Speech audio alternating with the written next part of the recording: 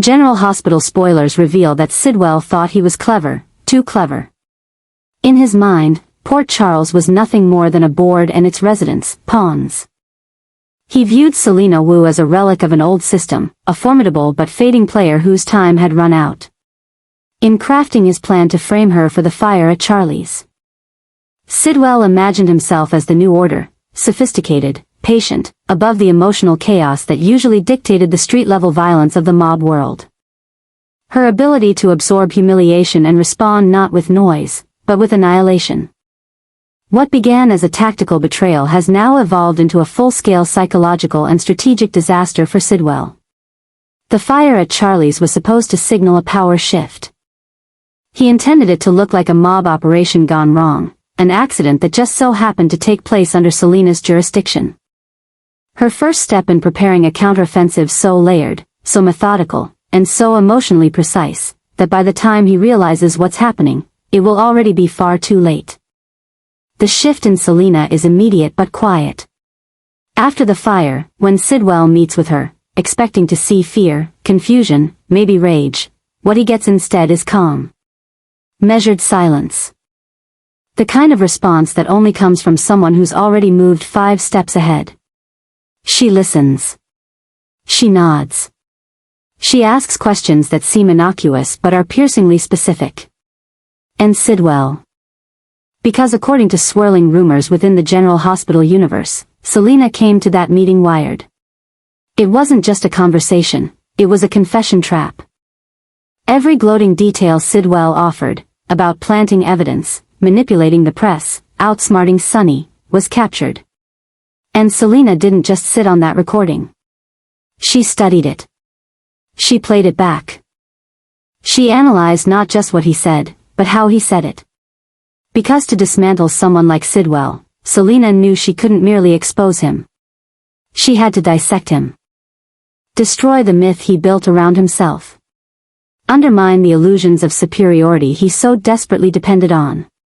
The emotional shift inside Selina is equally profound. Where there was once pragmatic calculation, now there is obsession. A controlled, sharp, almost surgical obsession to erase the man who thought he could turn her into a scapegoat. Sidwell didn't just frame her. He tried to humiliate her. Strip her power in public. Undermine decades of carefully built relationships. And that act, more than the fire, more than the lies, is what Selina cannot forgive. What she will not forgive. As days pass, Sidwell begins to notice that things are not going according to plan. First, the press doesn't pick up the narrative as strongly as he hoped. Then, certain law enforcement figures who once looked the other way suddenly begin asking questions. Port Charles doesn't turn on Selina the way he expected.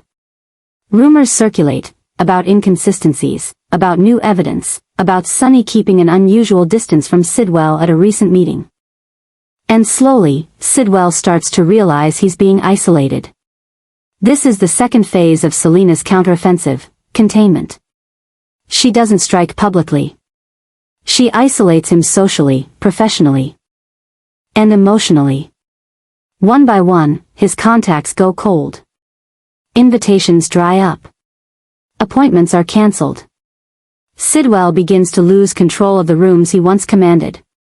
Meanwhile, Selina is watching, quietly manipulating the atmosphere around him, setting him up for the third and most devastating phase, exposure. The shift in Port Charles is palpable. Those closest to the fire investigation begin to feel the weight of something bigger. Sonny, now fully aware of Sidwell's betrayal, does not speak, but he watches. Jason, emotionally distanced since his return, suddenly becomes active, asking the right questions, showing up in places Sidwell never expected. And Selina? She remains invisible. She doesn't confront Sidwell again. She doesn't respond to threats. She doesn't need to. Because the trap is already closing. And it's not just legal or social, it's psychological. Sidwell begins to unravel. He grows paranoid. He second-guesses every ally. He begins to talk too much, argue too loudly. The man who once believed he could manipulate perception begins to realize he's become the perception. The public starts to notice his inconsistencies. His name becomes synonymous with suspicion. And the obsession Selina carries with her evolves once more, this time into precision. She doesn't want Sidwell arrested. She wants him dismantled. He will lose power. He will lose credibility. And when he finally realizes that everything he built was a lie no one believes in anymore, he will understand what true vengeance looks like. Selina has now entered the final phase, detonation. And Sidwell, oblivious until now, will watch as the world caves in around him. The recording of his confession? It will leak, carefully timed for maximum impact. Evidence he thought destroyed will reappear. Alibis will collapse. Former allies will come forward, not out of loyalty, but fear. The fallout will be nuclear, not just for Sidwell, but for anyone tied to his plan. And Selina will stand above the wreckage, untouched, silent, and feared in a way she never was before. The disaster Sidwell thought he inflicted upon her will be returned with interest. Because Selina didn't just survive the fire. She became it. And the real shock, the one no one saw coming, is not that she escaped. It's that she allowed herself to appear weak long enough for Sidwell to let his guard down. He believed he'd won. And in believing that, he gave her everything she needed to destroy him completely. In the end, this isn't just a story of revenge. It's a story of adjustment, the kind that rewires emotional instincts, sharpens purpose, and converts humiliation into power. Selina Wu doesn't react like others in Port Charles. She waits. She calculates. And when she strikes, she doesn't just retaliate, she rewrites the rules. And for Sidwell, the final adjustment has arrived, the slow, merciless realization that the plan he once called brilliant has become his own self-authored disaster. One that no amount of lies, cover-ups, or manipulation can save him from now. And although she had agreed to Sonny's plan to act as bait in the elaborate setup to trap Sidwell, there was never any doubt in her mind that her true objective went far beyond playing the role of the sacrificial pawn. She understood the power of perception, the strength of silence, and the force of manipulation more deeply than most.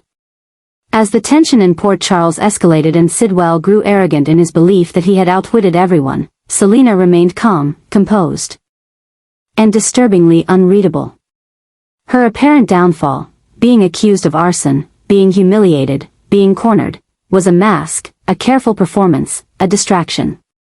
Because beneath it all, Selina was orchestrating something far more dangerous, a complete and total rebirth of the Wu dynasty on her own terms, with her own hands, and under her sole control.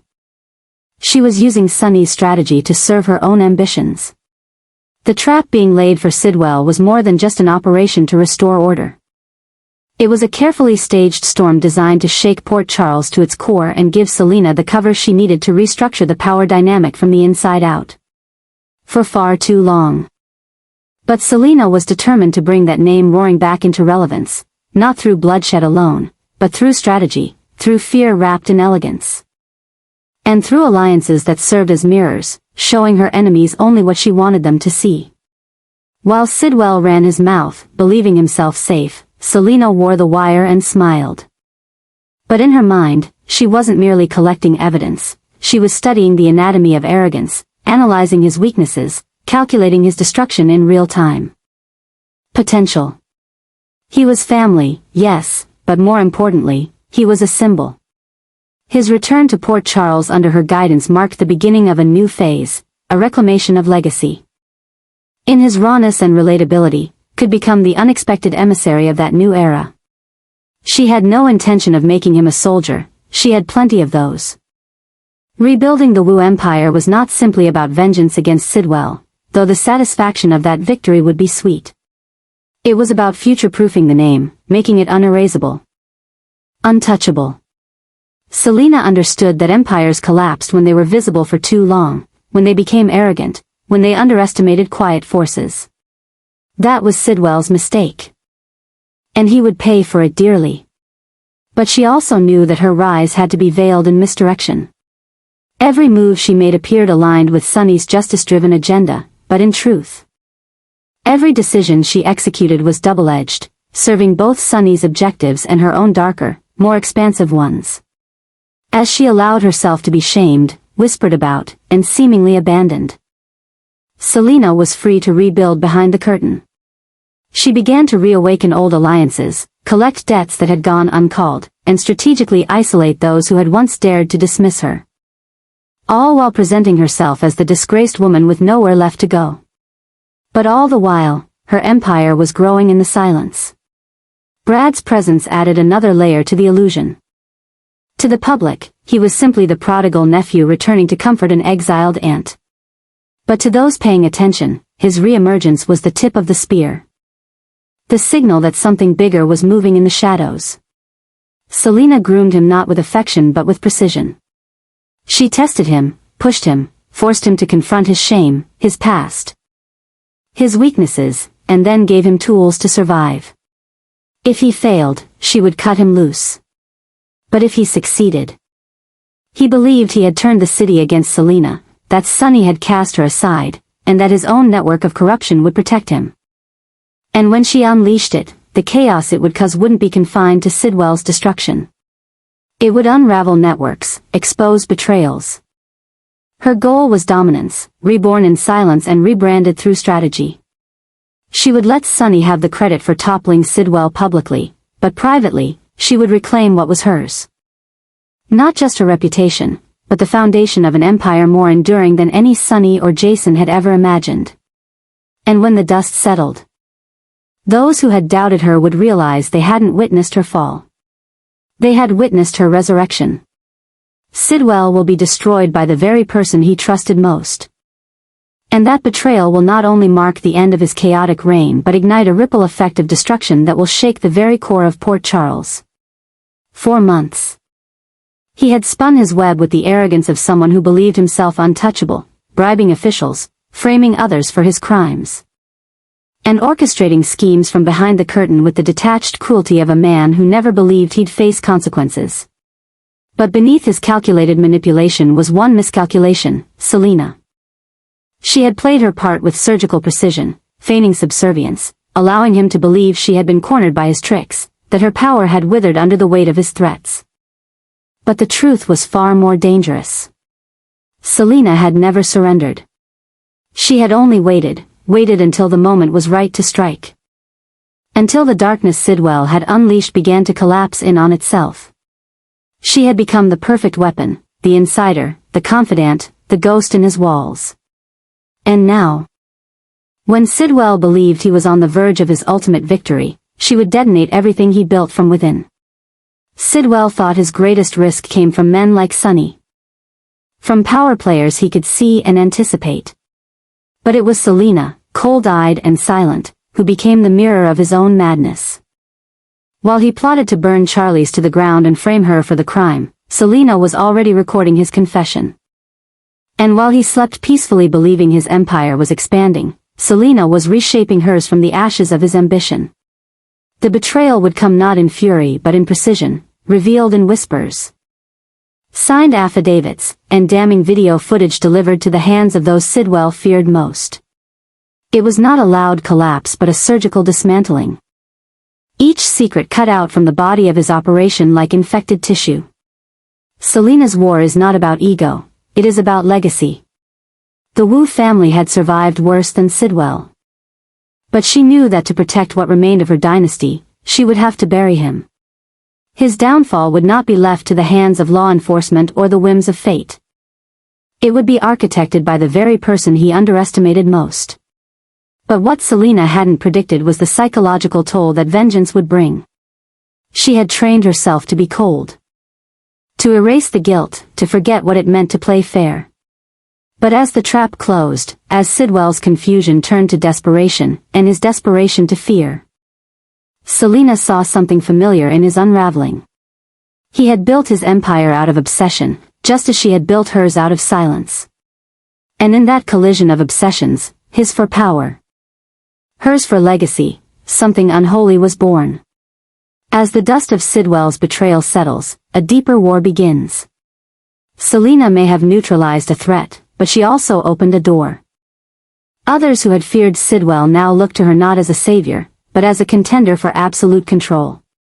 The balance of Port Charles has shifted, and it did so not with gunfire or bloodshed, but with secrets. Selina's actions will echo across the city, forcing players like Sonny, Jason, Anna, and even the WSB to reassess their positions. Trust will erode faster than ever. Alliances will be tested, and power will be sought not through violence but through leverage. The war for control is no longer fought in the streets, it's fought in boardrooms, through surveillance. In digital vaults full of evidence waiting to ruin lives. And Selina now holds the master key. Sidwell's last days will be remembered not for the spectacle of his fall, but for the haunting realization that he was never the mastermind he thought he was. He was always a pawn in someone else's long game, a game Selina began the moment he tried to erase her. And though the public may never see the true cost of her vengeance, those close to her will. Brad will watch as his aunt transforms from protector to silent dictator. Sonny will feel the sting of betrayal not from Selina, but from himself for ever doubting her. And Port Charles will learn that in a town of kings and queens, sometimes it is the ghost who survives the fire who becomes the most dangerous ruler of all. Sidwell's descent into darkness has reached a new and terrifying climax. One that even his most loyal allies never imagined possible. No longer content with manipulation, surveillance, or psychological warfare, he has crossed a line from which there is no return. The idea of orchestrating a new death, cold, deliberate, and theatrical, is not born of necessity, but obsession. It is the grotesque culmination of his need for control. An act designed not just to remove an obstacle but to cement his legacy as a master manipulator of life and death. In his mind, this latest scheme will seal his position as an untouchable force in Port Charles, a ghost in the shadows who decides who lives and who disappears without a trace. He moves like a man possessed, reconfiguring old alliances, setting traps behind smiles, and preparing a stage that only he can see. The target is not yet publicly known, but whispers swirl, someone close, someone dangerous. Someone who once stood beside him or dared to defy him. This isn't just a crime, it's a statement. As the underworld murmurs and law enforcement circles like vultures sensing blood in the water, Selina Wu feels a deep and visceral tremor in the city's rhythm. Her instincts, honed over decades of survival and strategy, scream that something monstrous is unfolding. She has watched Sidwell rise. A hunger for destruction that threatens not only her empire but the very balance that keeps Port Charles from spiraling into chaos. Selina knows the signs. She has seen men like Sidwell before. Men who start with purpose and end in ruin, their ambition rotting into madness. This new death he plans could ignite a chain reaction that tears through everything, burning secrets, alliances, and bloodlines to ash. For Selina, there is no longer any question, this must end. And if no one else can stop him, she will. Even if it means becoming the predator to the man who thought he was the ultimate hunter. Meanwhile, Sonny begins to piece together fragments of conversations, movements, sudden silences, and changes in behavior. His gut tells him something is wrong, deeply, dangerously wrong. The kind of wrong that doesn't just lead to bloodshed but changes the rules of the game forever. The kind of wrong that poisons everything it touches. The fear isn't just for his own safety but for those under his protection, Christina, Selina. Even old enemies now entangled in Sidwell's expanding net of influence and fear. Sonny has faced warlords, traitors, and lunatics before, but Sidwell is different. There's no passion in him. No ideology, no warped sense of justice, just a vacuum of empathy, a man who views death as a message rather than a punishment. Sonny prepares not just for battle but for a reckoning. He knows it will come soon. And in the quiet corridors of the courthouse, Dante reads through old files, connects incidents that never made sense until now, follows trails once dismissed as unrelated. A waitress missing. A house fire no one could explain.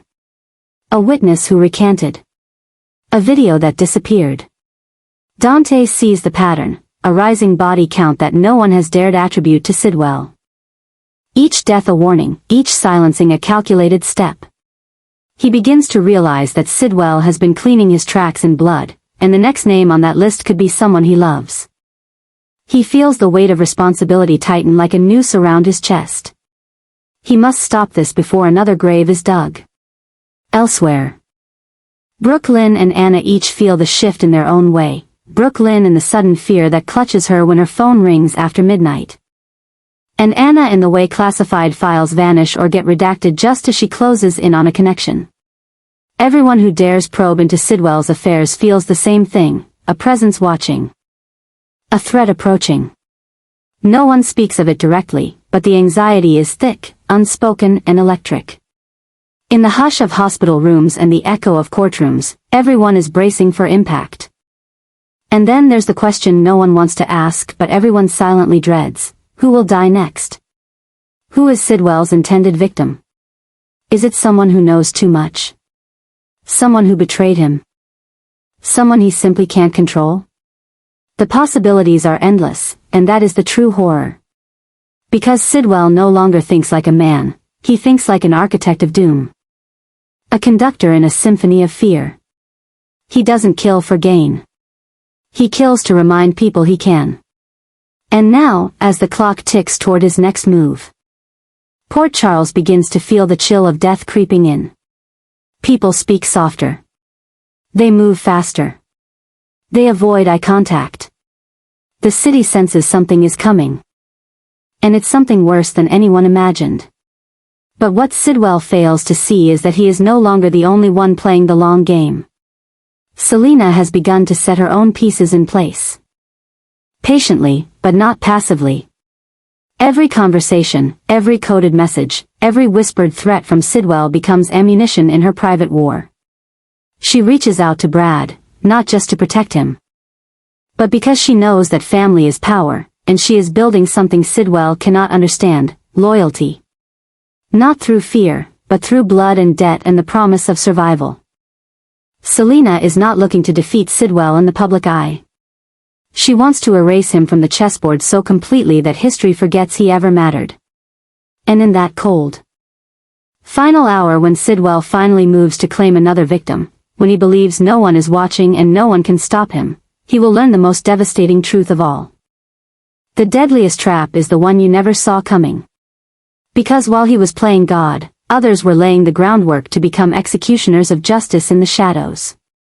The death he plans may be real, but it may not be the one he expects. For in a city where loyalty is fragile, secrets fester, and the past never stays buried,